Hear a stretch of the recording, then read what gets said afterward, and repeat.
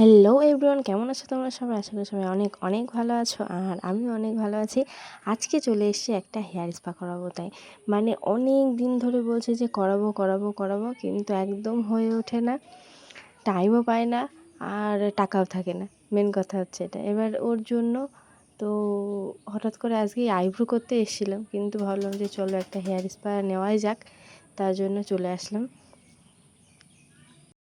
এখানে এখন hair wash চলছে, তো এটার পরেই ক্রিম লাগাবে।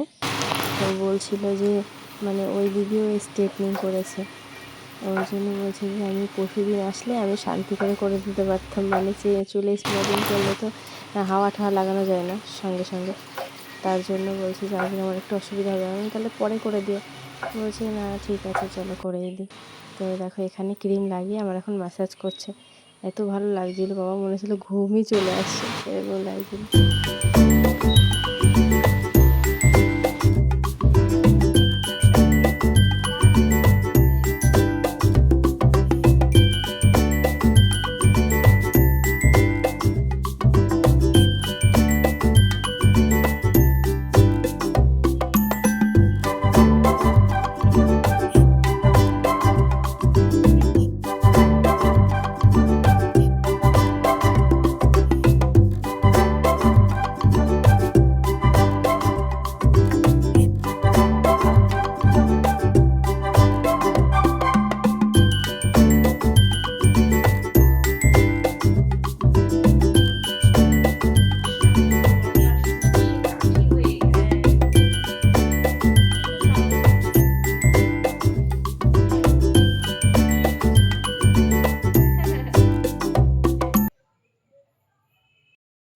এই যে দেখো স্টিম হয়ে গেছে, তারপর ওয়াশ করেছে, দেন এখন ড্রাই হচ্ছে। এরপর আসবে আমার ফাইনাল লুক।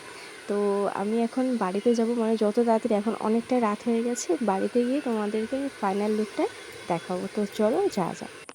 এই দেখো এখানে চুলটা ড্রাই হয়ে গেছে, বাট আমার তাও একটু মনে হচ্ছিলো ভেজা ভেজা, তার জন্য আমি বললাম যে আরেকটু তুমি ড্রাই করে দাও। তা উনি বললো যে এখন 100% ড্রাই না করাটাই ভালো। আমি বললাম যে না, একটু রাত হয়ে গেছে অনেকটাই, তুমি আরেকটু ড্রাই করে দাও, নাহলে ঠান্ডা লেগে যাবে। তারপর গেলাম আমি বাড়ি। এই দেখো আমি কিন্তু অলরেডি বাড়িতে চলে এসেছি, আর এটা হচ্ছে আমার ফাইনাল লুক। তো আমি জানি দেখতে অতটা ভালো লাগছে না, আর লেন্থও অনেক ছোট আমার চুলের, যেহেতু আমার অনেক বড় বড় চুল ছিল আমি কেটে ফেলেছি। যেহেতু আমি স্ট্রেটিং করেছিলাম, ভীষণ আমার চুল খারাপ হয়ে গেছিলো, ওর জন্য আমি কেটে ফেলেছি, তাই এখন এত ছোট ছোট চুল হয়ে গেছে আমার।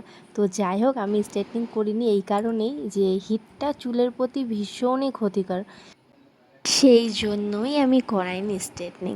তো আজকের ভিডিওটা তোমাদের কেমন লাগলো অবশ্যই কমেন্ট করে জানিও, আর তোমরা অনেক অনেক ভালো থেকো। Tata, good night.